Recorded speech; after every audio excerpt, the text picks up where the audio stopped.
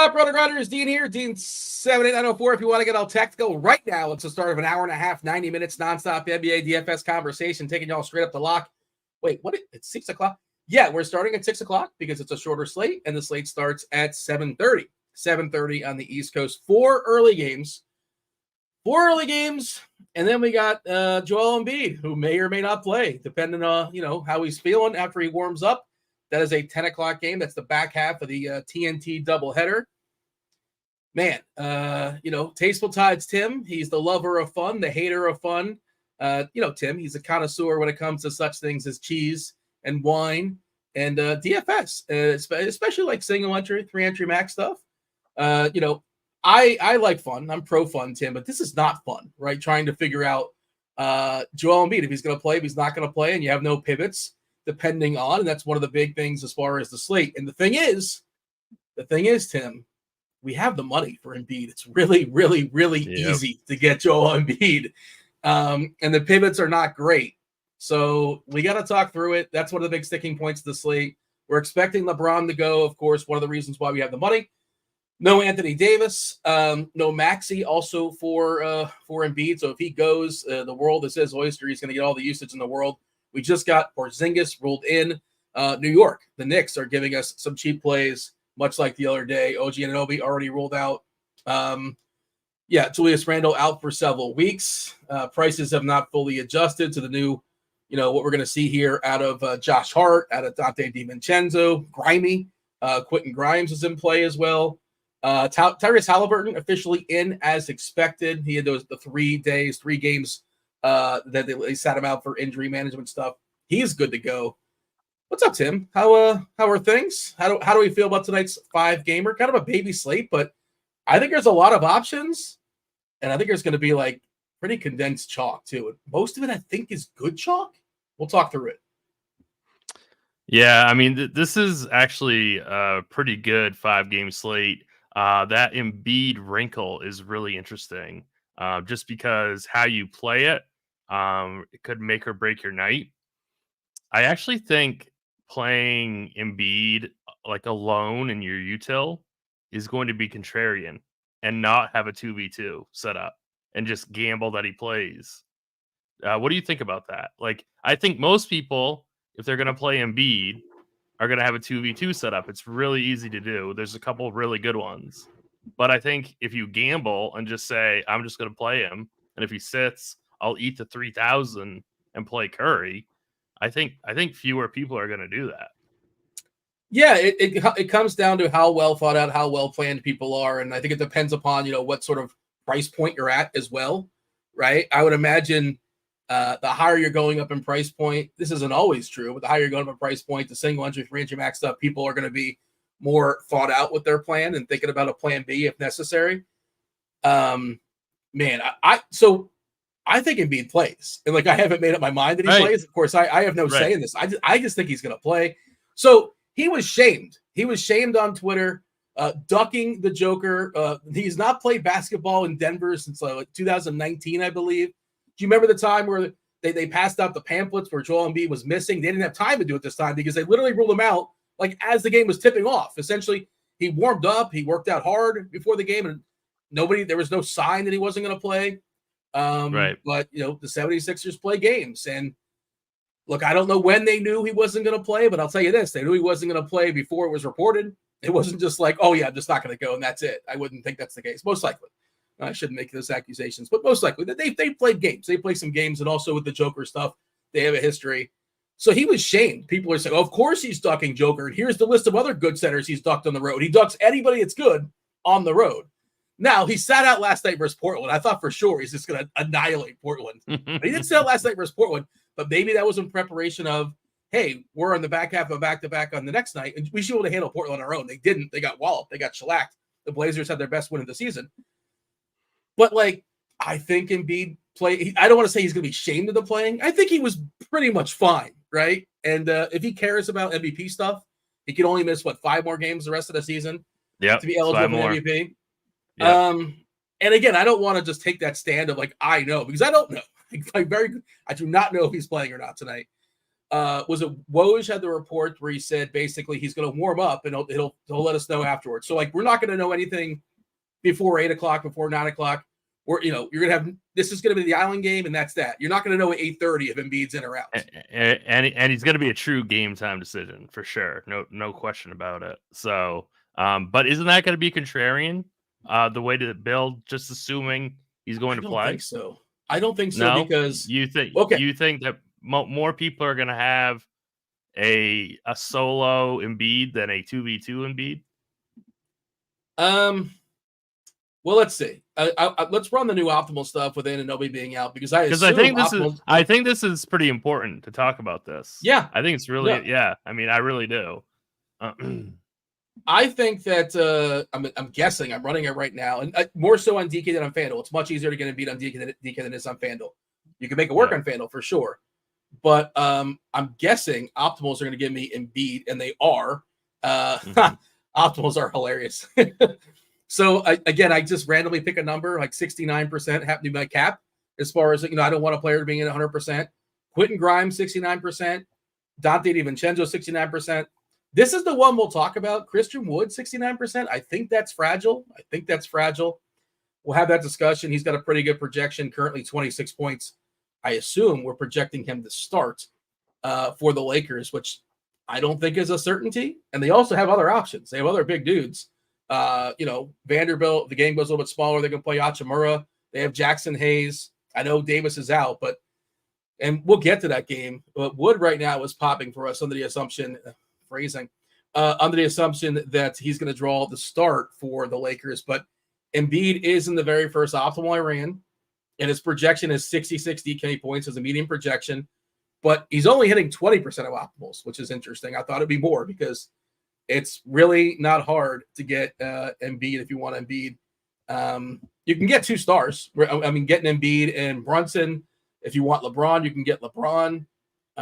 It feels kind of stars and scrubsy. Like Russell's not a scrub, but he's still popping at his price because of what he's going to get in the absence of Davis.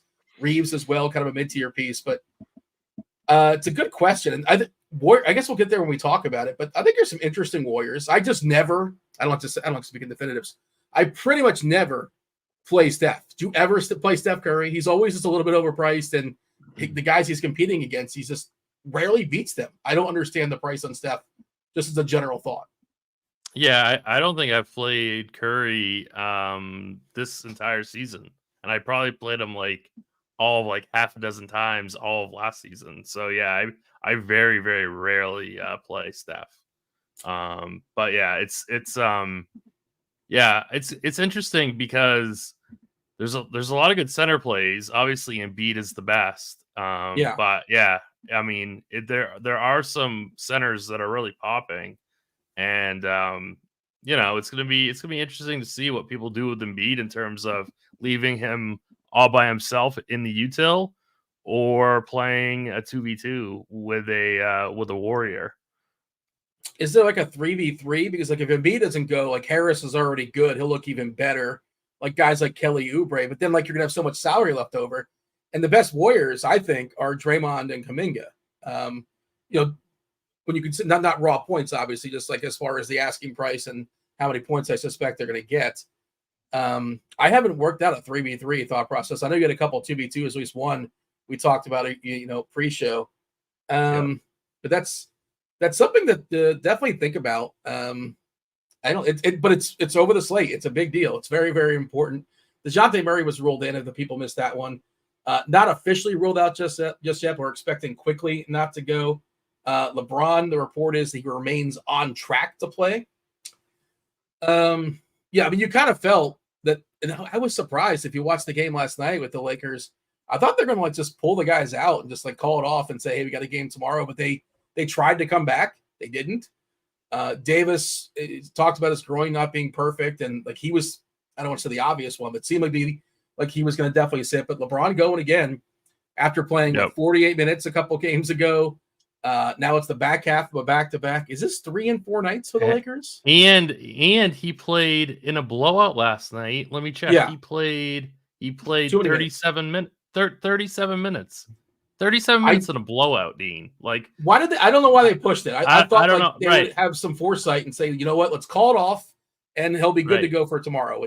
But it's also Right. LeBron, and he's just like he's his own entity, and you really, you know, I assume if he plays, I assume he's going to play with that limitations. You know, now if this one somehow blows out, I guess he probably gets pulled a tick earlier. But it's a back-to-back. It's 3rd and 4 nights, and it's on the road, which is just, you know. But it's now no Anthony Davis, and it's the Hawks. So there's the positives, and it's also LeBron James, who just keeps defying, Father Time is undefeated until LeBron.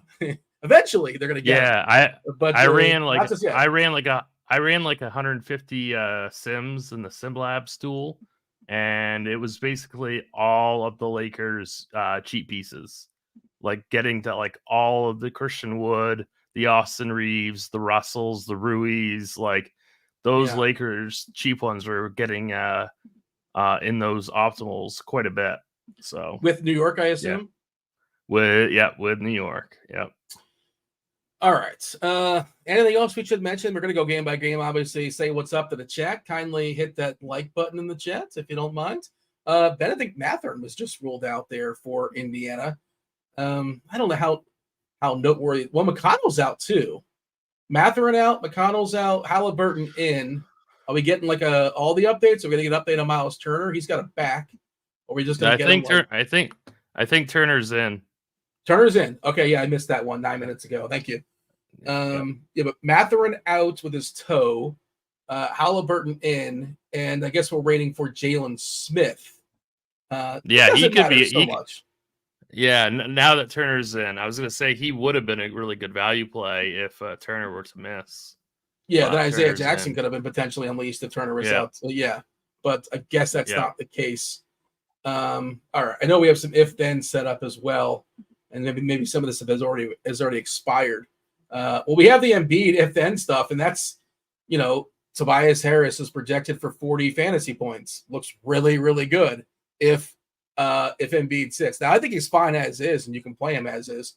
But Kelly Oubre already projecting for around, 30 fantasy points. We get to 34. Pat Bev in the low 30s. There will be 4 positive DK values, 4 positive FanDuel values. Paul Reed as well being the last one. You talk about center being pretty good tonight. The sites at least were proactive enough to, bump up Paul Reed. He's not like 4K. He's 5'7" on DK and 6'1" on FanDuel. Right. That's the other part of it. And what sort of Paul Reed contingency plan can you have? I guess you can do, but you have all his salary, and I don't want to leave 5K on the table. He would look good, but not amazing. He would look good. 31 DK points, 33 FanDuel. He's fine, but not something that's going to break the slate. Also, Boston, kind of a tough matchup. No Horford, but still a pretty good defensive team, obviously. I'm not really saving anything for Reed, I don't think. Are you saving anything for Reed? No. I mean, I think he's fine, but I don't think he has a massive ceiling in this matchup. All right. What else? Oh, I saw you were even answering questions in chat before the show started, so shout out to you. There was some just kind of hanging out and waiting for you. What's up, the Conscious Machine? It was one of the first people. J3 says, I am going to take the people to the promised land. Well, I'll try. I don't want to make any false promises. Certainly going to do my best. And yeah, Luka was ruled out. Thanks, Dallas. Who could have guessed that Luka already playing 44 minutes a night? Now he's like, you know what, kid? You got Jason Kidd. Jason Kidd's pulling this Tibbs hold my beer nonsense. Just refuses to take the guy out. It's just not happening. I know. I had 1% Sabonis last night, thinking I was some kind of genius, and that did not work out at all. So I had Jamal Murray in my single entry, and I thought I was a genius too. I'm like, yeah, I love Jamal Murray. I talked him up yesterday. He put 36 points in the bucket, maybe 50 DK points, whatever it was. But I did not have Luka in my single entry because we know Luka's a good play. We don't have to explain this stuff, but just he was going to be popular, and then that stuff is way elevated in single entry stuff. He was 50%, and they were on the verge. It was close. Dallas almost got blown out.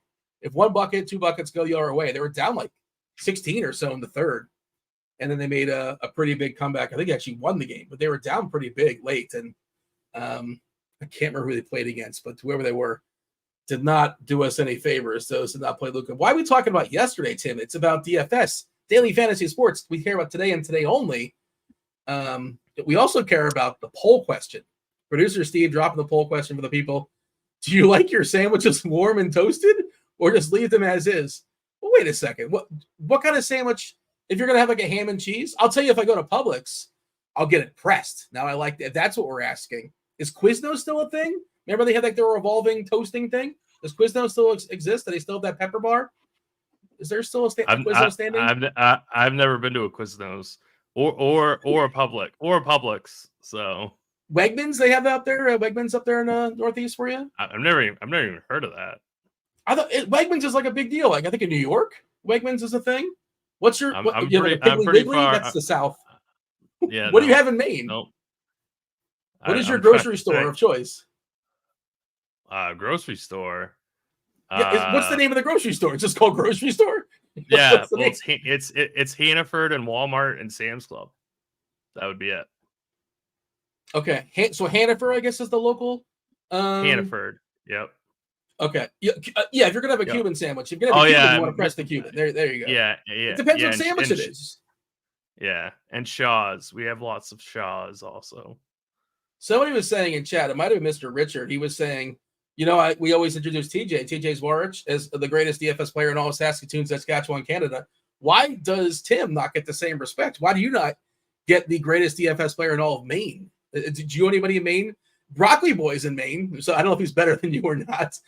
Who else is in Maine that could challenge? Is that a fair moniker? Can we give you that tag? I'm not sure. I'd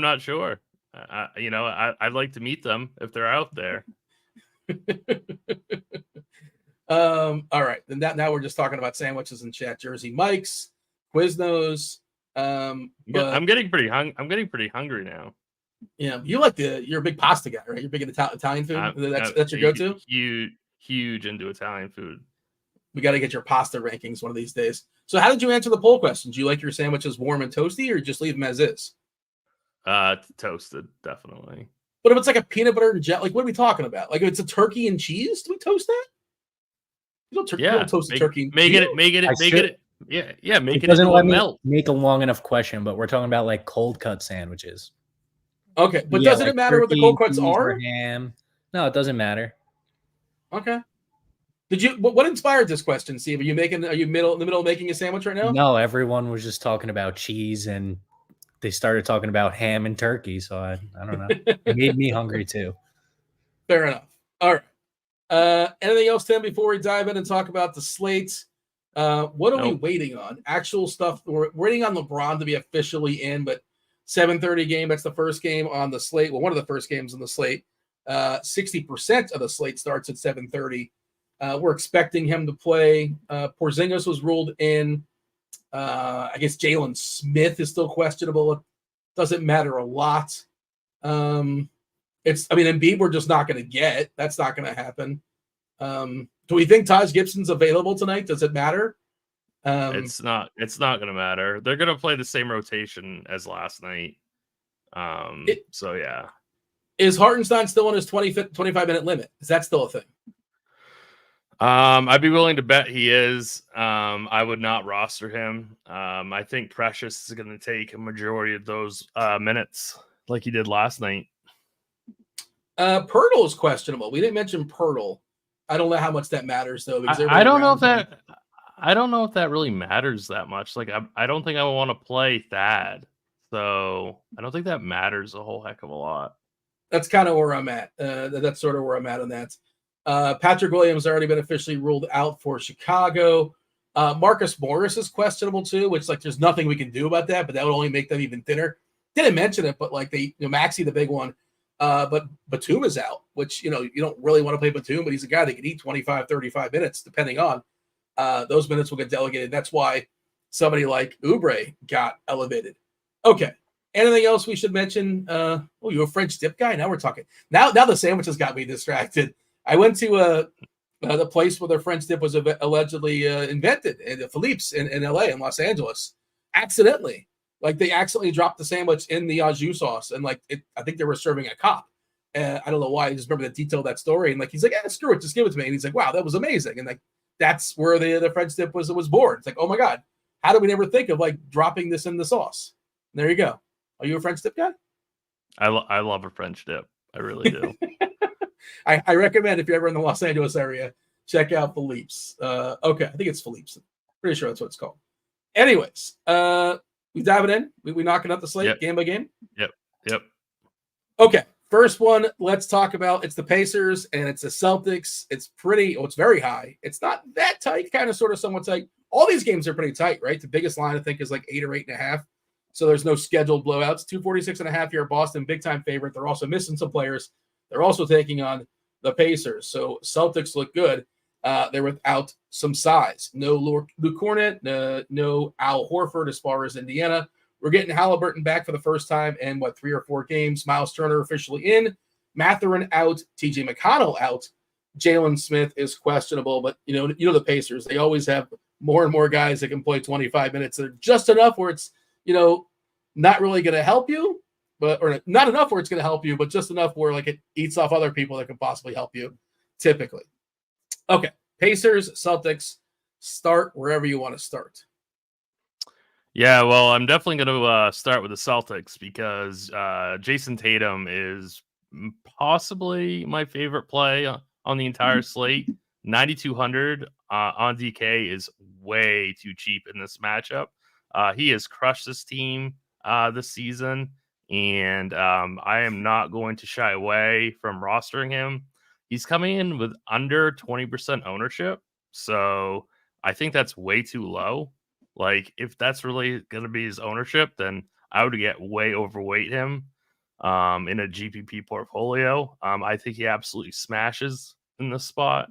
I think Jaylen Brown is fine if you don't want to get all the way up to Tatum, but I do like Tatum quite a bit more. And then Porzingis, 8% owned, like 7,600. Boston should absolutely dominate this team. So like I would do like min 1 Boston. If I was making, would you max 2? Yeah, probably. But I mean, I would definitely do min 1. I'd probably do min 1 of Brown, Tatum, Porzingis. That's probably what I would do if I was building out 150, just because this matchup is so good. So I think Tatum's like legitimately $1,000 too cheap on DK. Is he, if I'm hearing you right, is he somebody that's going to be in your single entry build potentially? Yeah, yes. I mean, unless we get some kind of major news in the next hour, he will be on my single entry team. LeBron is 9.7, Tatum is 9.2. Basically, kind of, sort of, somewhat the same price. Do you prefer Tatum over LeBron straight up? I do. Yep, and I think we have them within 3 points of each other, but they are $500 different, so it's pretty much the same in projections. So, but I prefer Tatum straight up. Yeah, LeBron we got for 53 DK, 31% ownership, and we got Tatum for 50 DK points at about 19% ownership. Brown coming in around 11%, Porzingis at 8%, Holiday at 5%, White at 4%. As far as the Pacers, unknown. Now, I don't know, is that going to change? Do we get an update? Is Mathurin? Mathurin's already been kicked out, but the ownership stuff has not been updated in the last 20 minutes or so, so that may change. But do you see any Pacer that looks like a great play to you? Like, certainly you could play Halliburton, but don't really love him here in his first game back. Perfectly fine. It's a 5-gamer. Certainly he can outscore Tatum. He can have 17 assists. Siakam, sure, I guess, but I don't see anybody in the Pacers that is a priority. If you're making a bunch of lineups, certainly not priorities. If there was one that I was going to get overweight on, it would be Siakam, I guess. But certainly not somebody that I'm, really that thrilled to roster. There's really nobody else on Indiana that I have much interest in. Buddy's getting pretty cheap on DK. I mean, deservingly, but still, like, he does have a ceiling if he gets hot from 3 at 5,200. But I mean, this the minutes have been rough for him, but you got to think he's going to get a little bit more. Yeah, exactly. But the matchup is horrible. He probably benefits from Halliburton, by the way. Just like I haven't run the numbers on it, but I can see him being somebody that would benefit from Halliburton setting him up. Giving him a nice spot to hit an open three, as opposed to it being McConnell, who's like a good distributor, right, but has no spacing, right? He doesn't threaten the defense with the deep ball. So yeah, to me that makes sense in my head. It's probably better for him. And that's like you said, like that's ambitious stuff. What is our projection for him? He's got to get more than 27 minutes. Okay, so yeah, had to jump up. And he's just like you said, he's got to get hot and hit his threes. There's really no way of projecting or assuming he's going to go like 7 for 9, but that's possible. We've seen that before. By the way, somebody in chat, J3 says Tatum played 38 minutes last night. Yeah, we should mention 5-game slate. 5 teams are on the back half of a back-to-back. New York, Boston, Utah, the Sixers, and the Lakers. One team in the front end. That is the Bulls. So yeah, a lot of back. I'd rather play Tatum on the second half than LeBron, even against Atlanta. I know, but LeBron is just like he just he's just ridiculous. The Pacers are also horrible defensively too. They're right below Atlanta. Atlanta's 27th and Indiana's 26th. But so LeBron has more responsibility than Tatum does. If you want to count, if we can go back and forth, like that's true. If he's not having a good game, the Lakers are donezo essentially, unless Russell's like hitting a ridiculous amount of threes. If Tatum has an off night, like Brown can pick it up or Zingas can pick it up. There's other guys they can sort of fill in. But like I'm not saying you're wrong. I think they're both really, really strong plays.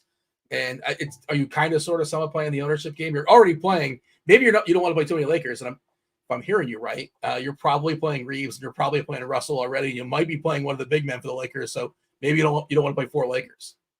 Yeah, that could be it. Is that what it is? I like to build your lineup as we go, and that's what I'm doing right now. Yeah, and I don't really know what to do with Wood yet, to be honest with you. So, do you think he starts? I do. Yeah. Who do you think starts over him? Rui or Vanderbilt? I think it could be. I think it could be Vanderbilt. He's been getting more minutes of late. I think it's possible it could be Jackson Hayes, but that's fragile too. I just think they have a lot of guys, right? And Wood just basically he just wants to score. He wants to get his buckets. Was it LeBron who said that quote, or was that Davis? It's like, yeah, that's all that guy cares about is getting buckets. Hasn't been getting a lot of buckets this year. Obviously with Davis and LeBron, there's not a lot of bucket opportunities, but we've certainly seen him in the past when he's had opportunities. I don't know, man. I don't feel good about it. Like theoretically, one of Wood, Vanderbilt, Hayes, or Hachimura should quote unquote get there, right? Right. I don't know which one, and I think Wood's going to be the most popular. Which we've seen Christian Wood. We saw Christian Wood chalk burst when there was no LeBron. I don't want to be the guy that just points to that game, but it did happen before. It was no LeBron, no Davis. They were both out, and Wood was terrible and barely played. If I remember correctly, he was terrible. I don't know how much he played. It wasn't good. You remember that night a couple months ago? I do. Yeah. Yeah. I think it's an interesting decision point that we'll get to. Your second favorite Celtic, you mentioned how you kind of ran him down, but behind Tatum is a Porzingis. Who was your second favorite? It's got to be Brown. I mean, he's under 12%, and then Porzingis is under 9%. So those two are really about the same for me. I'd say Brown. Sorry, I apologize. Pirtle officially in. I'm sorry. Pirtle officially out. Jalen Smith officially in. Yeah. But I don't think those prices have adjusted enough for Toronto where we'll talk about it when we get there. Thad Young's 4.6. We saw Nwora get a strange amount of minutes the other night. I don't know if that's something that's going to repeat. I think Dick got a fair bit of run. I like Nwora quite a bit for large field tournaments. I'm not playing him in single entry, but I think he's a really great play for large field. We got anything else as far as the Pacers and the Celtics? Nope. Okay. Utah at New York, 230.5 is the total. New York is a 3-point favorite. We already kind of talked about it. Their injury situation, no Anunoby, no Julius Randle, obviously no Mitch Robb. Not sure if Taj Gibson's available or not. Not sure that matters. Probably doesn't. Evan Fournier probably will never play another second for the New York Knicks, so they figure out a way to get rid of him. Utah is fully healthy and fully annoying. They have to play 10 guys, and they're all going to play at least like 20 minutes or something, but only a couple play 31, 32. You want to knock out Utah first? I never really know what to say about them. Right, 33 for Market, and the only guy projected to play over 30 minutes. And we have 17 for Olynyk, 17 for Gbaji. Just in case we got a minute for you're at 7 and a minute for Samanic. They're probably not going to play, but they are projected. And then a bunch of dudes in the mid-20s that are just kind of worthless. But every once in a while, they play 30 instead of 25. Yeah. I always like to get to Colin Sexton in large field tournaments just because I think he has a pretty big ceiling. But in this matchup, I really don't have any interest in the Jazz. Playing on the road, second night of a back-to-back after getting blown out by Brooklyn. Keontae George played 27 minutes off the bench. Markkanen played 27 minutes. Sexton only got 24. I mean, like, you never really know what this team is going to do, right? So, yeah, they're fine as GPP flyers. My favorite would be Sexton, but I don't really have any must plays or conviction on the Jazz. All right, New York. I don't want to say must play unless you want to say must play. Dante DiVincenzo projected for 38 minutes, 60% ownership currently. I'm probably going to have more than that. I think he's up to 73%. I gotta hit refresh. Okay, yeah. I think it's 73 now. Steven's asking if we skip Derek's asking if we skip the Hawks side. We haven't talked about the Lakers just yet. Just kind of like in passing, we've talked about the Lakers. We'll talk about the Lakers in a second. But we're just on a smaller slate. I think it's good to kind of give like the big picture. Like, okay, we're talking about this game. Macro versus micro, right? Conversation. We'll get there. We'll talk about the Hawks as well. But New York, I just gave a refresh here ownership wise, and 73% DiVincenzo, 45 for Quentin Grimes for Grimy. Wow, that might be a tick too high for me. I get it.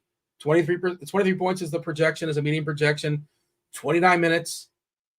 Basically their sixth man, right? I don't know if he would close or not. We didn't really see that yesterday. Right, because we might not see it tonight either, to be honest with you. It's only a 3-point line. I'm not saying. I know.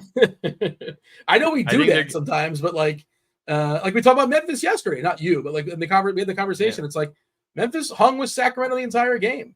They stuck around, and I got the last point that it was I think Fox to get the line because I pounced on it when I saw it was rolled out. So I snuck in to beat I think the line was 8.5.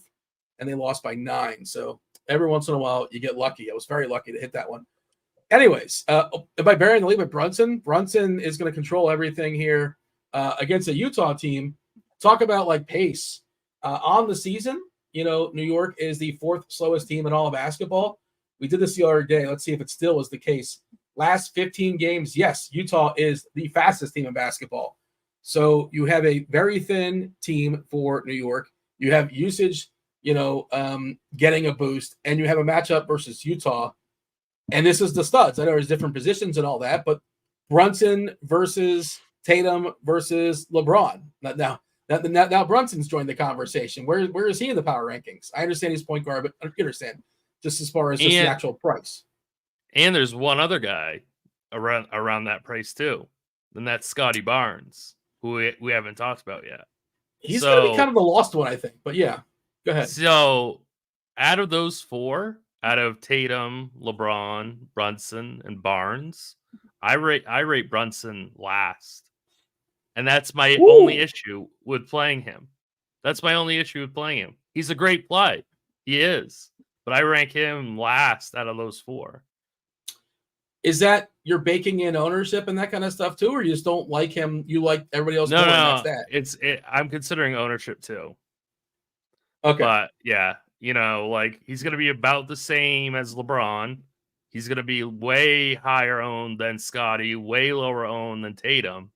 I like LeBron straight up over Brunson. So that's what makes it Brunson fall to number 4 in that list for me. And that's why I'm not going to play him. That's why. Is it also the part of, we kind of talk about, and we'll dig into more of the Lakers, but you're already playing 2 Lakers, maybe 3 Lakers. You're already playing DiVincenzo. You're already playing Hart, possibly. Like, maybe you don't want to be too married to New York. Is that kind of influencing that decision in any way, or not necessarily? No, I would get that married to New York. It's just that price point. I like those three other guys better. I can't play all of them, so I have to choose. And so I'm probably going to be playing Hart and and Dante. So yeah, like I'm going to leave Brunson off tonight. Hart can get there multiple ways, via rebounds. He's a pretty good stocks guy as well. He can hit a bucket. He's not the best scorer in the world necessarily, but he peppers that box score. We saw him do it the other night as well. And the minutes projection, DiVincenzo 38, Hart 38, Brunson 38. They did pull these guys a little bit early yesterday because it was a full shellacking and it was the front half of a back-to-back. If it was closer, they would have played a ton of minutes for sure. And kind of a bummer if you had Brunson last night, but just how it goes. Brunson's current ownership on DK is 28%. I see Eric in chat asking about it. K-Town's Finest says Achua and Noir are going to break the slate with LeBron and Embiid. Throw in Trent. We'll talk about Gary Trent soon enough. Yeah, how do you feel about Precious? Precious drew the start last time. Do we assume he draws the start again tonight? Yeah, I would assume so. And then Hartenstein's only going to play around 25 minutes. Grimes is going to get the 6-man role. I think he is the sketchiest chalk once again. Yeah. I mean, he could easily get there. He could easily burn us. I'm not saying don't play him. I'm probably just going to play DiVincenzo and Hart, but I might play Grimes as well. But he is definitely super sketchy chalk. But he did. Assuming it's a close game. He got plenty of minutes. He got the minutes, right? I mean, he was the last one to go. Didn't he mop up yesterday? I think he mopped up somewhat. I think he benefited from the blowout. I'll check Court IQ. I'm not sure. Yeah, I'm pretty sure that's the case. I don't feel confident that he closes. I think it's less likely he does not close. I think the projected lineup of Brunson, DiVincenzo, Hart, Precious, Hartenstein is the most likely lineup to close. I pulled up Court IQ. I don't know if you happen to have it in front of you, but yeah, so Grimes basically played the entire fourth quarter. Well, he played it with DiVincenzo DiVincenzo played 42 minutes despite winning. Winning by 21, and actually 42 minutes and 49 seconds. I was cheating him 49 seconds. Josh Hart played 39 minutes. Brunson, they brought Brunson back in because Charlotte made a little mini run, and he played about 5 minutes in the fourth. But so which starter? Oh, Hartenstein only played 16. He didn't play any of the fourth. Yeah. And Precious could play center. I wonder what people are gonna. I wonder what people are gonna do with Precious after he busted as big time chalk last night. But he played 33 minutes. If you tell me he's playing 33 minutes, I'm interested. Right, that's what I'm saying. But he busted hard, and he was very highly owned. So I wonder if people will go back or not. Well, if you're going to power rank just his own teammates, he's going to be behind DiVincenzo, he's going to be behind Grimes, going to be behind Hart, behind he's 5th, right? He's probably good leverage off of Hart, though. I don't know if people are. I mean, if the projections tell him to play, they're going to play him. What are the projections saying? 5'4", 29 points. Fine, but not jumping off the page no DiVincenzo and Hart are. I'm okay playing him for the record. I mean, are you fine going back? I assume you're fine going back if it fits. I would be fine going back. Yeah. Anything else here, or shall we move on? I think we can move on. All right. A-Buff's got a question for you, Tim, in chat. I know you like to answer questions in chat sometimes, a little bit of multitasking, but specifically on FanDuel for a point guard, 7,800, who do you like most? Do you have a preference? It's easily Russell. Yeah, but he might be playing him in the shooting guard spot. That's the follow-up question. Like, no, wait, I'm playing him in shooting guard. Well, Russell and Kobe White. I love Kobe White tonight. So, two really good plays at that price point. What about Craig wants to know? We talk about Hart versus Kuminga. Kuminga's been like coming on of late. A lot of people love Kuminga. This is a general thought, and he's been getting more run of late. I don't hate it at all. I think it's okay.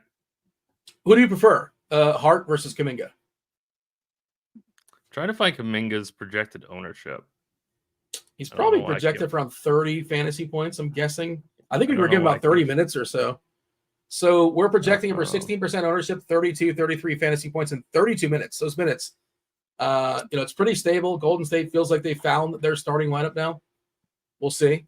Check back in a few weeks, but this appears to be Curry, Thompson, Wiggins, Kuminga, and Green. They didn't like to play him alongside Wiggins for a while, but this seems to be what they're going to be working with going forward, at least for our purposes. We care about DFS, and it's tonight only.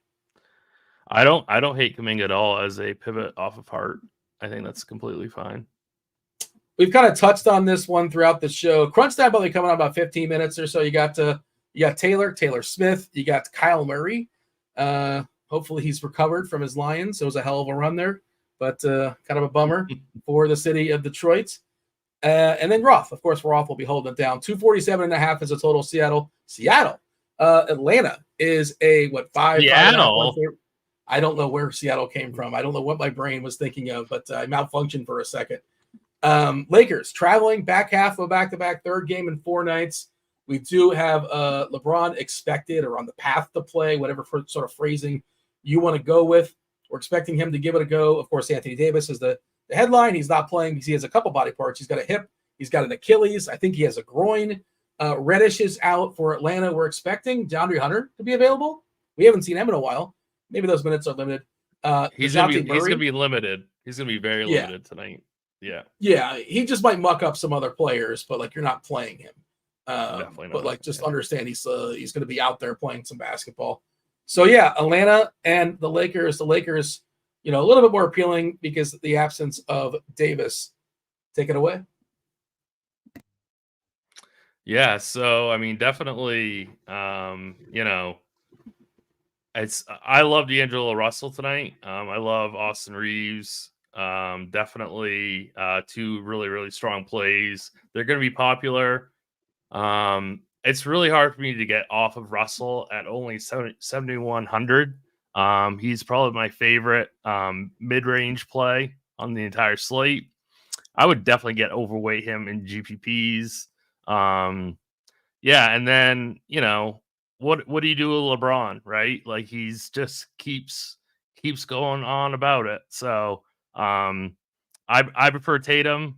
I prefer Scotty Barnes, but LeBron's definitely viable, of course. And if Wood gets the start, I think you should roster him. Do you on Wood? I think so. I mean, he's gonna pop as you got to play him in your cash games. I just think the floor. I'm talking more like single entry in GPPs though. Cash, you absolutely have to. You have to play him in cash. I'm talking more like single entry, large field stuff. Center and center only. What does he have to put up for you to feel like a dope for not playing him? He's currently projected for 26 fantasy points, 3.6K on DK. Like that is kind of a smash. If that we're giving him, and that's just 24 minutes. He's not, projected to play a ton. Jackson Hayes projected for 20 minutes for what it's worth. And I think there's a chance he starts. King is asking if we can play Noir in cash. I don't think so. Definitely not in cash. I don't think so. It's so unnecessary. It does not seem necessary at all. Why would you take that risk? What's the number where it's like, man, I can't believe I didn't play Wood. What a dope I am. 30? He drops 30 on you? I was thinking 28, but yeah, okay. So 30. Ugh. And Vanderbilt's right there, a little bit more expensive. They seem to like him, Vanderbilt. Probably a better FanDuel play than a DK play, just like how his game works, right? But certainly he can get you like a cheap double-double. That's possible. And minutes in the mid-20s. And who's going to close?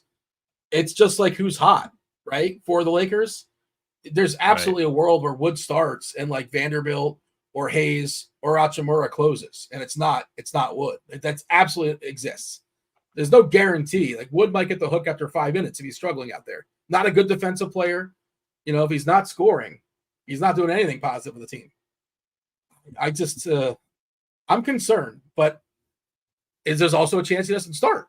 And we'll know this. Crunch time will know this because this is a 7:30 game. I feel better about him than I do Grimes, but I don't feel great about Grimes either. And but he's center and center only, opportunity cost of that position. But bottom line is we really like Russell, we really like Reeves, right? I think those are the two best plays in the Lakers. Absolutely. Not really in on Prince. Like again, if you're running a bunch of lineups, sure, you can just kind of cycle through these guys. Prince and Hachimura. I'm not going to play Max Christie. Here's a question. Yeah. Here's the question in chat. Brunson, Tatum, Kuminga, or Braun, Vooch, Russell for DK Cash. Brunson, Tatum, Kuminga, or give me this. LeBron, Vooch, and Russell. They're both really good. I think it's like a general thought, and not to like get away from the 3v3, but like, don't you just kind of have to have Russell and Cash? Sort of. I don't know. I don't want to say have to. I think you have to have Russell and Cash. It's all good. Like Boop will talk about it. It seems too cheap at 7.5. I like him a good bit, taking on Rad Thad and like whatever else Toronto's throwing at him, which is not great. Then the rookie, what's the rookie's name? I'm losing his name for some reason. Porter. Yeah. There's not much there essentially. Right. And we'll get to that game, and I think Vooch is perfectly fine. They're both good options. I don't know what the projections say. They're probably close in projections too. I bet they are. Yeah. What about Atlanta? Give me your thoughts as far as the Hawks. There was a chance Murray wasn't going to play. He's going to play, so they're essentially they're as healthy as we've seen them in a long time, with Hunter being back as well. Yeah, I feel like I should have more interest in Atlanta than I do, but I just think they're kind of priced too high. I actually really like Capella. I think he should get a little extra more minutes, maybe like get to like 27, 28, and could absolutely smash that, price tag. But other than that, with Murray in and Trae Young's almost 10K, I think that they're too pricey. So I'm going to pass on Atlanta. Trying to think like large field, it would be Capella for me. And then maybe I think that's it, really. I think that's it. Let's knock out these last two games. We already kind of talked about the slate as a whole, and then now we're kind of just kind of running back and doing game by game stuff.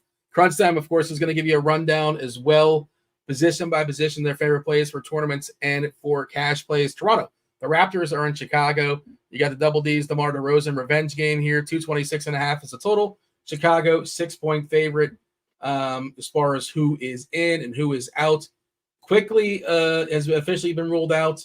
Pirtle officially ruled out. RJ Barrett officially ruled out. So there are some value plays in theory on this Toronto side. For Chicago, no Patrick Williams, no Levine, no Torrey Craig. We are expecting Thad Young to draw the start here for the Raptors. You mentioned Scotty Barnes, who is a good play. I don't, man. You try to sell me over Brunson, and like again, it's a positional thing too, I'm sure. But and I'm not besmirching. He's got to do a lot of things here because there's not much left standing. Dennis Schroeder expected to draw a start here with Trent. Bruce Brown got a ton of minutes last time out. There is speculation that Toronto's not done yet. They're going to move Trent at some point, Brown at some point, at least one of those guys. The Bulls, of course, are not done. They might trade Levine, who may never play again for the Bulls. But yeah, trade deadline in about 9 days, next Thursday. Toronto and the Bulls. What do you got? Yeah, I mean, it's just I think he's going to be the forgotten guy amongst the Braun, Tatum, and Brunson. So I think he's going to come in very, very, very low owned. So I think he's a really strong play. Gary Trent for 49, I think is a smash. I think he's too cheap. I love Nwora off the bench also at very, very low ownership. And then Schroeder at 5.6, right? I mean, that's a great play. Drummond playing alongside Vooch has happened for a little bit of late. I'm looking at their last game. I think they overlapped. Did they overlap? I thought they overlapped for a couple minutes. In the first quarter it overlapped. Vooch played the entire first quarter, and Drummond played 2 or 3 minutes or so the first quarter. Is he somebody we're considering? Is that getting a little bit too goofy? Andre Drummond. Andre Drummond. He's 5'2", which is tough. No, that's too much. Okay, I don't like that. I'm trying to find a good center, cheap center on FanDuel. I don't think what are you coming up with? Guy. Nobody yet. Is this for your lineup or somebody in chat was asking? Somebody in chat. I think it's might be Capella. How much is Capella? Yeah. Well, what's cheap? Capella. Under 6K. Okay. Yeah. Is Draymond under 6K on FanDuel or no? Just missing. He's 6'2". Well, so much for that. Capella's 5'8". I'd go Capella as like a cheap FanDuel center. We've already kind of talked about Philadelphia and Golden State, but again, we give the overview. We kind of talk about the entire slate during all the game-by-game stuff, but let's knock out Philly and Golden State. Again, this game happens 2 hours after the second to last game plays. So you're on an island here with Embiid. If you have Embiid and he doesn't play, you gotta figure out a pivot. I would highly recommend, if you're playing Embiid, play him in the utility spot, because if you're playing him in the center spot and he doesn't play and he's the only player you have left, you're saving about you're playing with like $45,000 in salary tonight. You're going to pivot to like Draymond Green or Paul Reed, basically. So figure this out before. We kind of talked about that earlier in the show. 235 is a total. Golden State is a 4-point favorite. Embiid is questionable. My best guess is he plays. The report is he's going to warm up and then he'll let him know. It looked like he was really, really close to playing in Denver, but who knows? Golden State, nothing new there. Paul, go ahead. We have to go through the whole warm-up thing? Maybe. Is that what they said? The whole warm-up? That was a Woj report. Yeah, Woj tweeted out basically, and it made it seem like it's Embiid's call. Here, Sixers star Joel Embiid, left knee, will be listed as a questionable play for against the Warriors tonight. Sources tell ESPN he's expected to go through pregame warm-up and decide if he can play. Now, I thought it was the medical staff that said he couldn't play last game against Denver, but whatever. It's semantics. If it's his decision, if it's the medical staff, I just think that, again, he was getting dunked on Twitter. Everybody was goofing on him. Oh, you're dodging Joker again for the 19th time in a row. Well, he did play him. Yeah, in Philly. He likes home court advantage. He won't do it on the road, though. Anybody that's good in the road, any good center, all of a sudden, they got this knee thing. I'd love to give it a go, coach. Anyways, I think he plays. But I just think he's going to get shamed into playing. And, of course, with no Maxey, he looks incredible. No Melton. No Batum. Marcus Morris is questionable. So even the secondary pieces. Thad looks good. Tobias Young looks good either way. He would get elevated if Embiid sits. Same deal with Kelly Oubre. What is the plan for Philadelphia Golden State? I'm probably going to make a 2v2, but I think if you have conviction like you do, you should just play him by himself, right? I'm going to go 2v2 because I'm not as sure as you, right? I think that's the fair way to, right? I mean, I think 75-80% chance he plays. And again, I totally pulled out of the orifice. I don't know. Rocket Sauce says, oh my God, no Embiid. And I'm not sure if being sarcastic or not, but that's like 30 minutes to go around. Like, that actually matters. I know I don't want to play Batum either. I get it if you're being sarcastic, but this is going to elevate Oubre. Pat Bev will make it. Oh, you know what? Good point here in chat. You know what? This is how we can end the show. I know crunch time's coming in soon. But should we ask? Now, this is your choice. This is on you. Should we ask the Magic 8 Ball, or should we ask Mr. Predicta? Who should we ask if Embiid's going to play tonight? Go with the 8 Ball. We haven't seen him for a while. We haven't seen that for a while. Okay. Only answers yes or no questions. Will Joel Embiid play basketball for the Philadelphia 76ers tonight? I don't know why I specified what team. Oh, you got to give it a shake. Absolutely. Yeah, there you have it. Hoosier Sang Banner says do both. Well, what if Mr. Rigdo says no? Then all of a sudden this whole thing is, 60 Minutes is going to do a piece on this. This is a farce. Mr. Rigdo's a lie. A hit piece on the Magic 8 Ball. But absolutely, according to the Magic 8 Ball, and to my understanding, undefeated. Right? It's never been wrong in this show. Maybe it's 1-0. But yeah, there you go.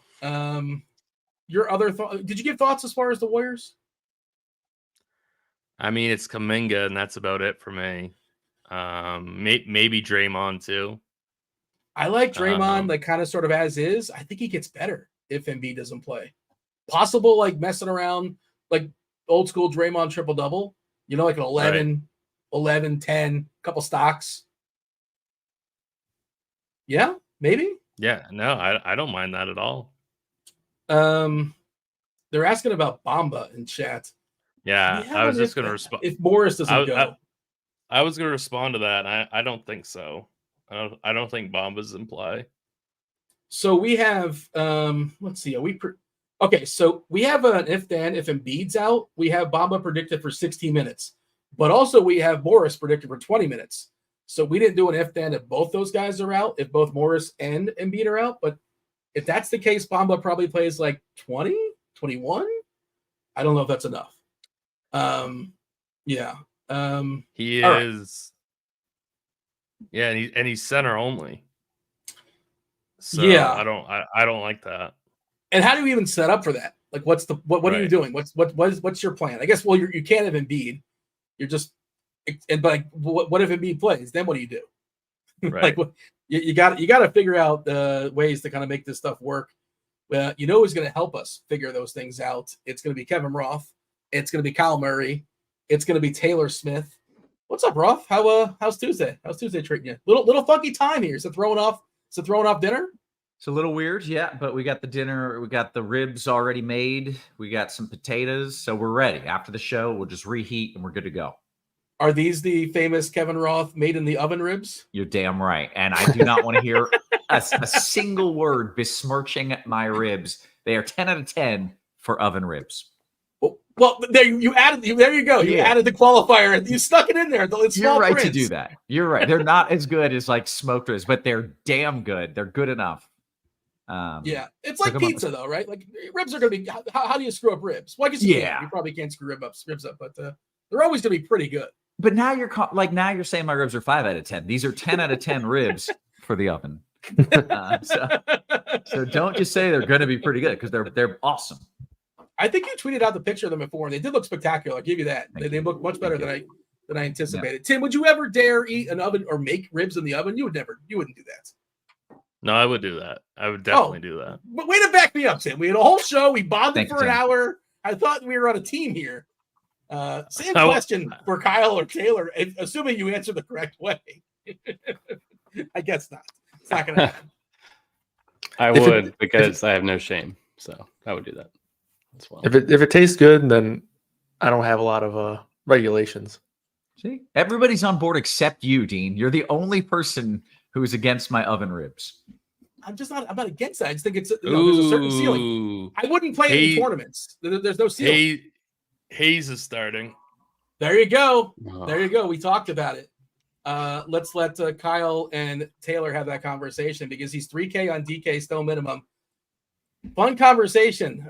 Pick your Laker big. Hey, Tim, give the people a play that's going to break the slate. Who's breaking the slate tonight? Feel free to be as ambitious as you want to be. I still like Tatum.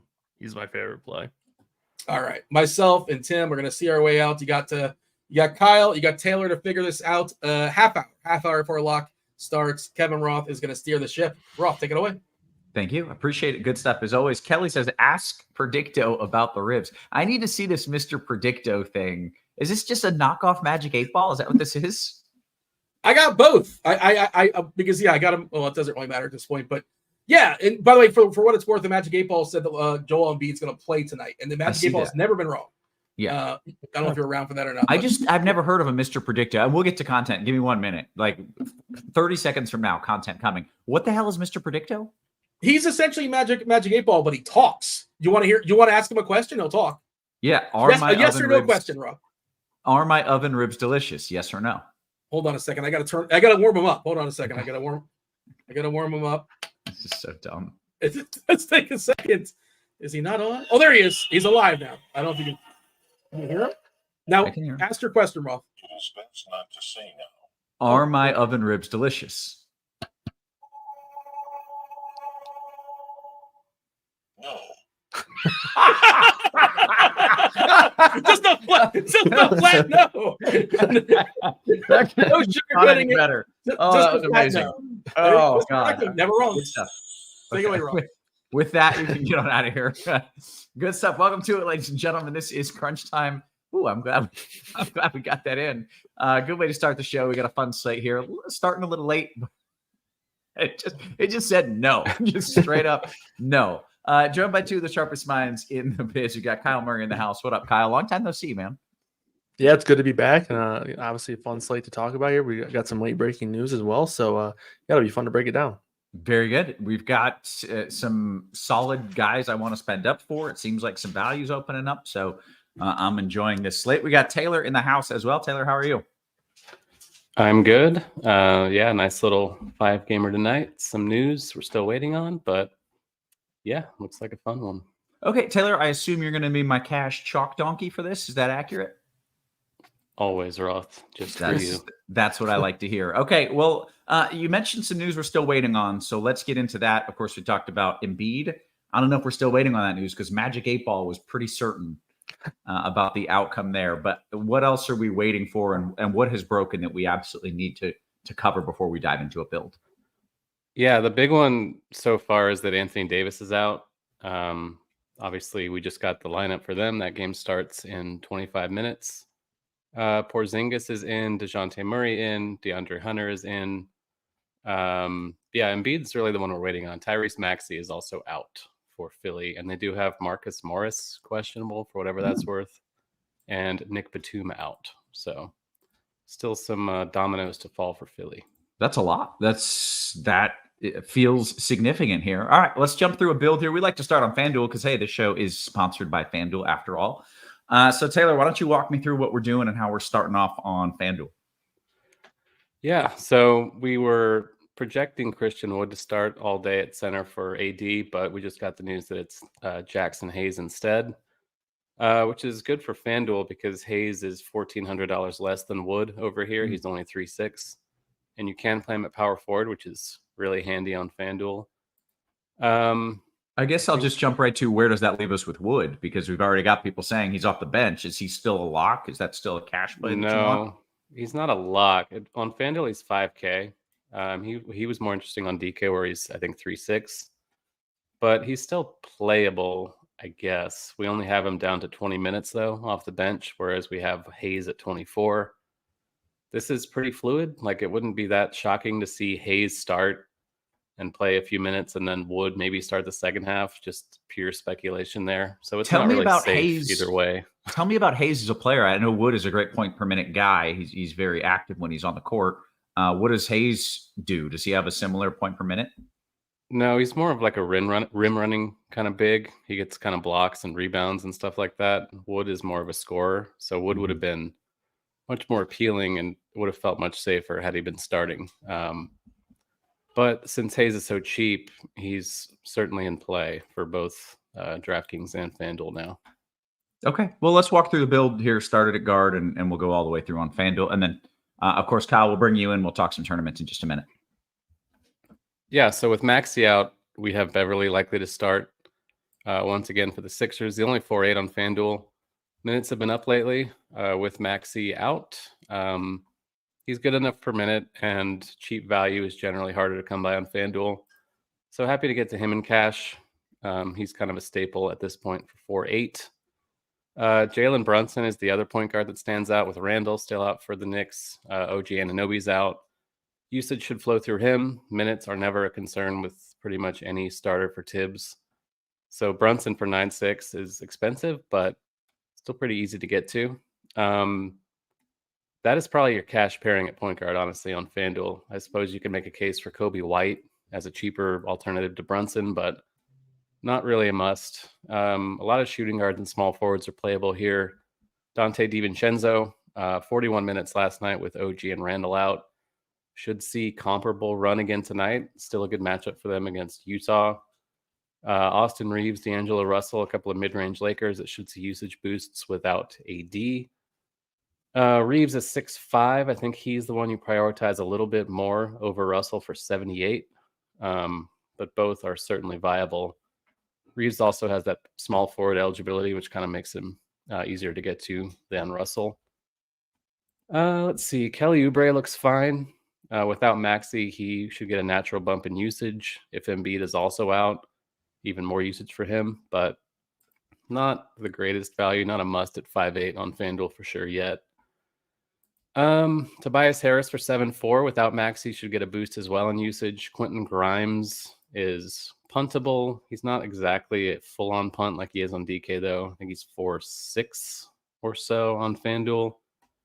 Even off the bench last night, he played 31 minutes, so there's a path to playing time here with the Knicks so thin, but not a good per minute guy. Not a guy you actually have to have. Doesn't do jack shit when he's out there. Like he torpedoed. I still cashed last night, but without him, I was like on my way to doing things. So I am just irrationally mad at him and refuse to play him. That is understandable. He's definitely a better cash guy than a tournament guy, especially if he's going to be popular in tournaments. Let's see a few other forward options. Scotty Barnes looks good. Barrett and Quickly once again out for the Raptors. They're just pretty thin, and Scotty Barnes is a guy that does stuff in general regardless. Good play to the forward spot on FanDuel. DeMar DeRozan for 8-1. You can argue he's not expensive enough against Toronto. That defense for the Raptors is really cratered since they got rid of Anunoby and Siakam, and they're shorthanded again tonight. So good spot for these Bulls. LeBron, of course, gets a big usage boost without AD. Should do a little bit of everything for them. Tatum is more in play on DK, where he's severely underpriced. He's not really popping into lineups on FanDuel for cash. Josh Hart, again, for 6K flat. He's a bit pricey, but 39 minutes last night, again, should see tons of minutes as the presumed. I'm not sure if we've gotten that yet, but I think he should start again, of course, with Anunoby and Randall out. Precious Achiuwa, maybe kind of a fringe cash play. Draymond Green doesn't look bad starting at center these days. Once again, Jackson Hayes is kind of the punt for cash. I think you just play him in cash. There's enough value to where you absolutely don't have to play him, but I do think he is safe enough at that price for 3.6. And at center, Vucevic is really the center only guy popping at 7,900. Again, Pirtle is another guy out for the Raptors. They're not stopping anyone in the paint. Vucevic gets more usage with Levine out, and I think he's an excellent play in all formats tonight. Okay. Very good. Kyle, I want to bring you in and talk tournaments. And if you don't mind, can we go over the Embiid situation? Because I assume if he's out, there are like lock must-have kind of dudes that are going into your tournament build here. You're muted. Whoops, sorry about that. Okay. So the Embiid situation, obviously, that's going to be fluid as well because there's a couple of other guys who are also still questionable. Marcus Morris is going to impact a lot of the guys who could potentially get more minutes if both of those guys, Embiid and Morris, are out. Guys like Bamba, even Paul Reed could see a couple more minutes because of that. We've seen Paul Reed obviously get starts in the past. He had, I think it was 2 games ago when he had the monster like 54 FanDuel point performance. So we know that Paul Reed has that upside in him. Last night he didn't really see a ton of minutes there due to just like the weird rotation that they had, and he still put up 30 FanDuel points. So Paul Reed would be a really strong option there. I do think it's tough to build around him in cash just because of how late that game is going to be, obviously with it being the last lock and then all the strong plays before that. But regardless, I think this is a good tournament spot to maybe potentially wait on lineup-wise because with Embiid there, he has a monster ceiling here with no Tyrese Maxey. And obviously all the value that has opened up has left us with plenty of salary relief to fit Embiid into tournament lineups. I do think there are some strong sort of mid-tier spend-up options that you don't necessarily need to rely on building around Joel Embiid. Guys like Jason Tatum, Jalen Brunson, LeBron James. So I think there's plenty of options if you didn't want to look at that situation. But just looking at our projections, we have Embiid for almost 12 points higher than the next highest scorer. So he does project really well for this spot. And with the late news, he could potentially be a little bit lower owned as well. That's what I was thinking. So are you personally, I don't know how many lineups you have, but are you making at least one build where you're waiting on, all right, is it going to be Embiid or is it going to be some dude who's sliding instead of Embiid and just having like a bunch of roster spots open, I guess? Yeah, I'll definitely have some Embiid for sure, especially in my 20 and 150 builds. But from a single entry perspective, I don't know if I would be building around Embiid. I think my favorite spend up tonight is probably going to be Jason Tatum. Also think Jalen Brunson obviously is in a great spot. He had a nice game last night, and I honestly think he probably could have had a bigger game there against Charlotte there. But he's just going to play a ton of minutes. So you have a couple of guys here who have 50-point upside where you can play two of these guys. If you play Embiid, you might be able to fit another one of these guys in there, but it's going to be very difficult. And there's salary, relief to make that a potential option there. But a lot of the really good value plays on FanDuel are also in, the mid-tier range, right? Guys like Dante DiVincenzo, Josh Hart, Austin Reeves. These are guys who are, 6 to 6'5".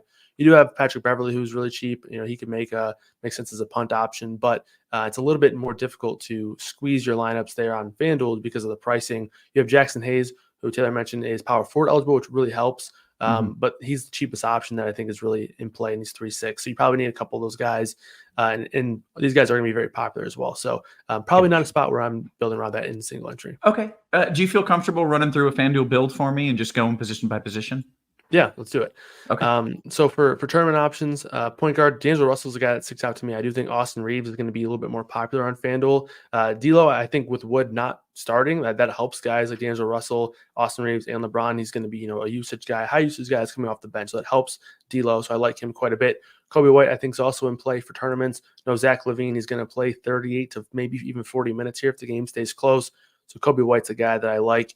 Dennis Schroeder is another guy who I think is going to be in there for 30 to 32 minutes, and in a matchup against Chicago that really benefits guards, especially passers and facilitators. So I think this could be a really strong matchup for Schroeder. So it's probably my favorite tournament plays with Russell, White, and Schroeder at the point guard position on FanDuel. For shooting guard, D'Lo, you can play at shooting guard as well. Reeves and DiVincenzo, I think, are really strong plays. I do think it is pretty difficult to fade DiVincenzo. He played 42 minutes last night. It's pretty much the same situation. He had a 30% usage rate. The matchup is still good here against Utah as well. So DiVincenzo, I think you probably just play him in tournaments, even though he's going to be very, very popular. I think it's rightfully so, though. Reeves, I think, is the guy who you could potentially fade if you want to do so at this position. I still think he's a very strong play, but if you're locking in DiVincenzo, a little bit lower owned options, I would prefer to fade Reeves before I fade DiVincenzo. Kelly Oubre makes a lot of sense here. He could potentially even get better as the night goes on if Embiid is ruled out. So Oubre at 5'8", small forward and shooting guard, like him. Quentin Grimes is a guy who you could potentially play as a value option, but if he's going to be popular, which we do have him at about 40% right now, I'll stay away from him there. He's just not a high producer there, and especially on FanDuel where you don't get additional points for the 3-point bonus, I'll stay away from Grimes. For small forwards, a lot of these guys that I mentioned can carry over here. Reeves, Hart, DiVincenzo, all small forward eligible, really strong mid-tier value plays, and I think they're all fine in tournaments, even though they're going to be very popular. A pivot off of that range, there's two guys, pivots in this range, Oubre and Bruce Brown. Those are the two guys that I would be looking at if looking to pivot off of one of those chalky guys. Taylor mentioned DeRozan, same sort of concept as Kobe White, a little bit underpriced. He's going to play a lot. He's going to have more usage there with no LaVine. Scotty Barnes is a guy who I'm surprised to see his ownership number not really, carry much weight here. Quickly's out, Barrett's out. Obviously, Siakam's gone. So it's going to be the Scotty Barnes show here in a pretty good matchup against Chicago. So I like him quite a bit. Love Jason Tatum, who's power forward and shooting small forward eligible. So we'll carry over that to power forward. Tatum, I love here on both sites, but especially on FanDuel. I think he's going to be pretty low owned here. We have about 12%. So I love Tatum. Like LeBron quite a bit as well. I mean, no AD, people lock LeBron, and it doesn't seem like he's getting that sort of love because of the fact that you have Embiid getting some ownership, you have Tatum getting some ownership, you have guys like Scotty Barnes who's going to get a small number of ownership, but Jalen Brunson is going to take up a lot of ownership in this range. So guys like LeBron, Scotty Barnes, Jason Tatum, these guys are going to go pretty overlooked. So I like all three of those guys as potential pivots, not necessarily the same position, but same price as Jalen Brunson. Precious Achiuwa, I think, is one of the better tournament plays of the night. He played a ton of minutes last night, 32 minutes. Hartenstein did get his minutes limit increased a little bit, so it's tough to assume the same sort of role there. But I think that probably impacts Jericho Sims more than Precious. 32 minutes for a guy like this who has been about a 0.9, 0.85 fantasy point per minute producer. He just didn't have a good producing game last night, but if he's going to play 30 plus minutes, he's definitely in play on both sides. Another power forward that I like a lot, Kristaps Porzingis. If you're not playing Tatum, I think Porzingis makes a lot of sense here. Kuminga's a little bit more expensive on FanDuel than he is on DraftKings, but I think he is firmly in play in tournaments as well. And then Draymond Green, he's had a couple of really good games. This could be another spot for him to continue to do. So obviously the double overtime game, we played 45 minutes, but we're still expecting 32 plus minutes here for Draymond. So I like him quite a bit. And then at the center position, obviously Embiid is going to project really well. No Maxey. He's going to have he's probably going to have a 42% usage rate here. If I had to guess, it's going to be a lot of usage going Embiid's way if he suits up. But if you play him, you need to make sure that you have pivots. You can still, make do with some guys like Draymond Green, but you're going to need to, backload a lot of salary just because you don't want to, end up leaving 3-4K on the table there just because you have Embiid. So definitely make sure you're backloading that. Obviously, you have Steph who you could spend up for. I don't really like Steph a ton today. But that's kind of an option there for some salary backloaded.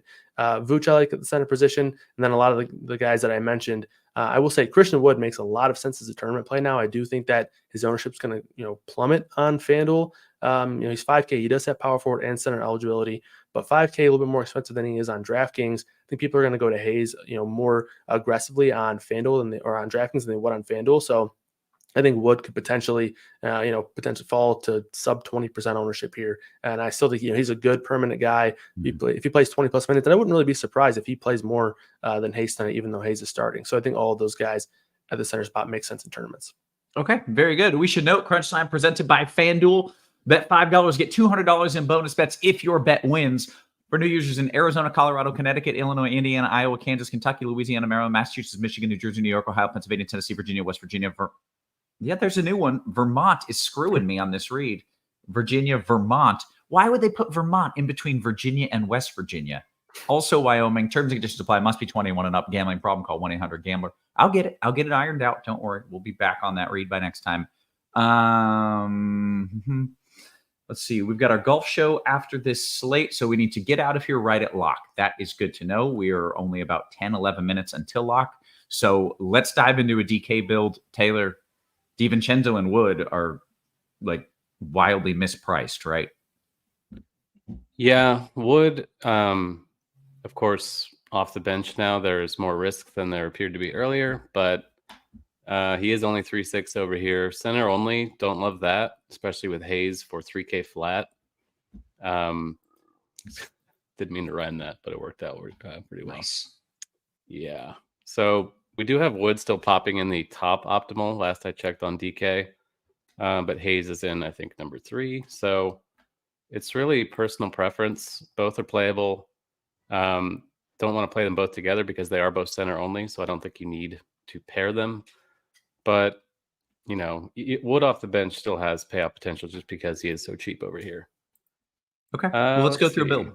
Yeah. So point guards, it's going to be a lot of the same names that we've been going over before, but Jalen Brunson for 9.3, tons of usage for him without Randall and OG.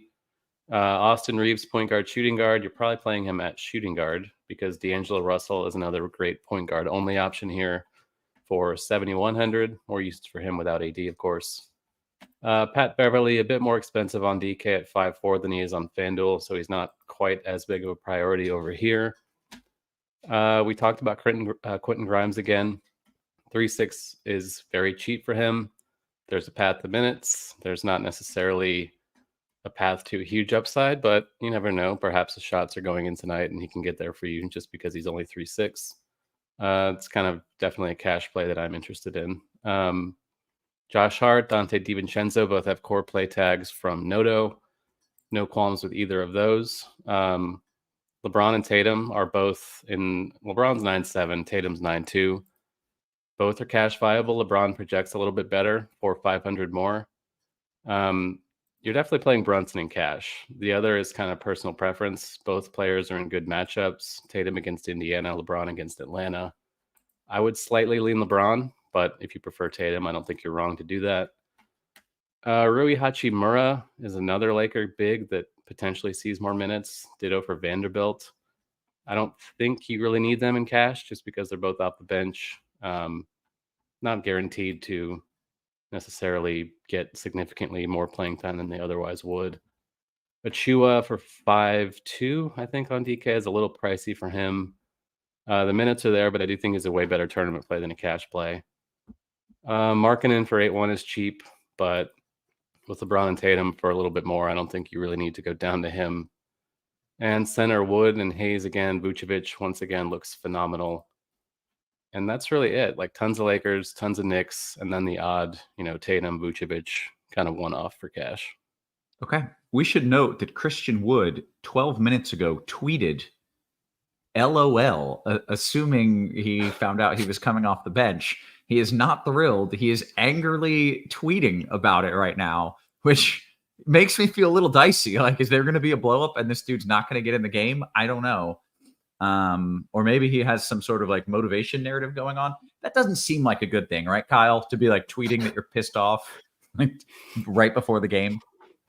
Yeah, it doesn't seem ideal, but hey, it works for Trey Palmer, right? When he's pissed off, he scores touchdowns. When he's pissed off, he scores touchdowns. So that's a good point. So it might work out.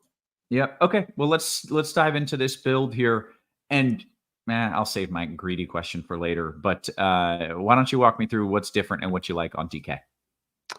Yeah, honestly, with the slate being a little bit smaller, a lot of it is, and with so much salary, I guess, flexibility, a lot of the plays do carry over. There isn't a ton of guys who differ price-wise. For the point guard position, Jalen Brunson, I think you probably still want to be overweight on him.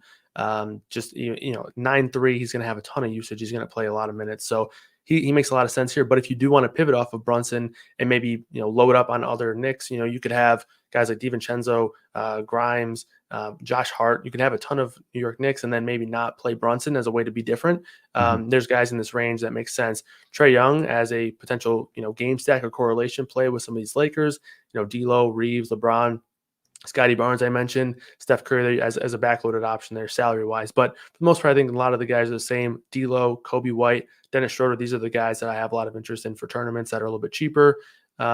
Over to the shooting guard, DiVincenzo, I think you just play him. I think he's a really strong play. I think he was popping at like 80% of optimal lineups in Sim Labs today. So at that point, even if he's 70% owned, you're still technically getting 10% leverage there. So DiVincenzo I like.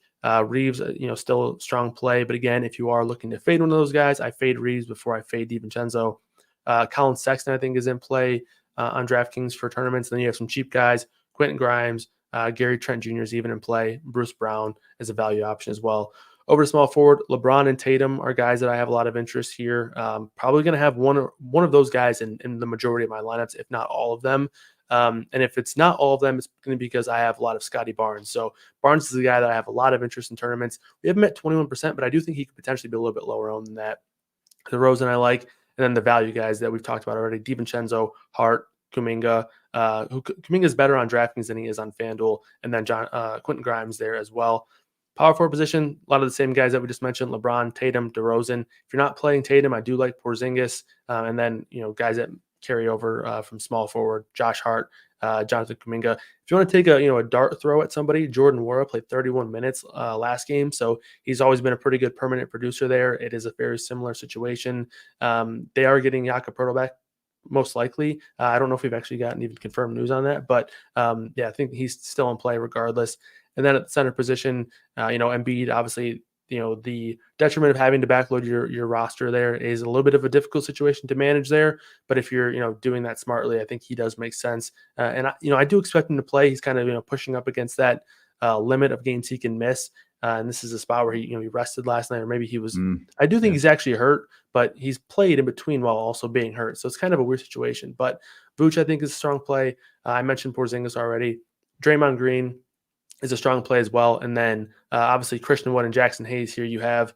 I really don't think that Hayes starting over Wood changes the slate too much. It's just these two are flipped now. Jackson Hayes was going to be the guy who was going to project for fewer minutes and probably be lower owned. And now I think Wood's going to project for fewer minutes, but he might not even necessarily be lower owned. But I'm not going to be surprised at all if Wood plays more than Hayes tonight. So those guys are definitely in play for tournaments. We just got some news that Jakob Poeltl is out. Okay. And I think we already had some news in that game. Where does that leave us? And are we plugging somebody in there? creates more value options for guys like Thad Young. Jordan Nwora, I think, has the potential to maybe see 30 minutes again here. Obviously, that would be an outlier game, but he did last game. So Nwora and Thad Young are the guys that make sense the most for me with that news. Okay, Taylor, are you changing up your cash lineup based on that at all? No, we actually had that a while back. I didn't go over it because it kind of fell by the wayside, but that was already accounted for in projections. We were good to go on that. Very good. Okay, excellent.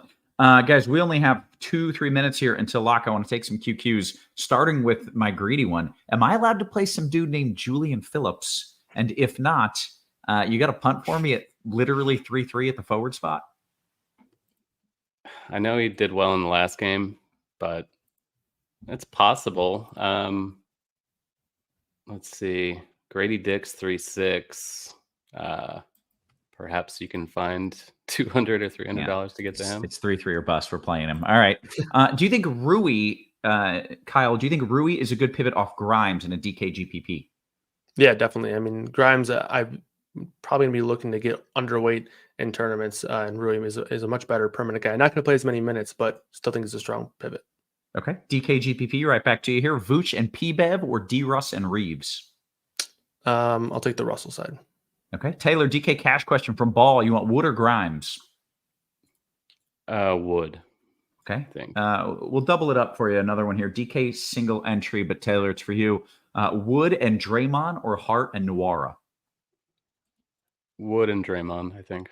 Okay. Less than 2 minutes until lock. FanDuel cash, right back to you here, Taylor. Barnes Precious or LeBron Rui or Tobias Vooch? FanDuel cash, Barnes Precious, LeBron Rui, or Tobias Vooch?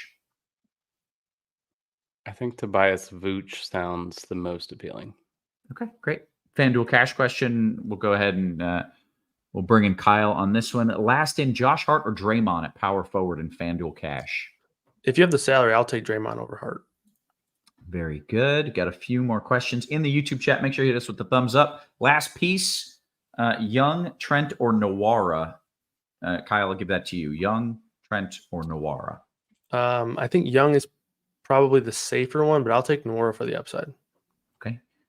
Cash question, Trent. Oh, I see. That was answering that. FanDuel tournament, Kyle. Would you play both Wood and Hayes in the same lineup since Hayes is so cheap? You can because it's a smaller slate, but I would prefer not to just because I think you sacrifice a good amount of ceiling that way. Okay. Kyle, is Vanderbilt out of play since he's not starting?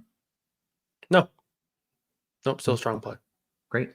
Here we go. I love my build, Taylor, except it's got Peyton Pritchard. He burned me last night. Any point guard options I'm missing? 4-3 or less. He didn't say what site it was, but any point guards at 4-3. It's really just him or Dunn or Keontae George. Flyer on George, I think, is fine in tournaments, I guess. Okay, great. We have hit the lock with that. We got one more question. It might be too late, but FanDuel cash, Taylor. Trent, Reeves, LeBron, or D'Lo, DeRozan, and Precious? First one, slightly. Okay, very good. Guys, with that, we have hit the lock. Hammer is curious if I've got the wood. I've got wood. I've got wood in every lineup I've got. Got lots of wood. We are going to bounce on out of here. So for Kyle, for Taylor, for our wonderful production crew, always working hard behind the scenes. Guys, we appreciate you. We love you. And we will catch you tomorrow. You have been crushed.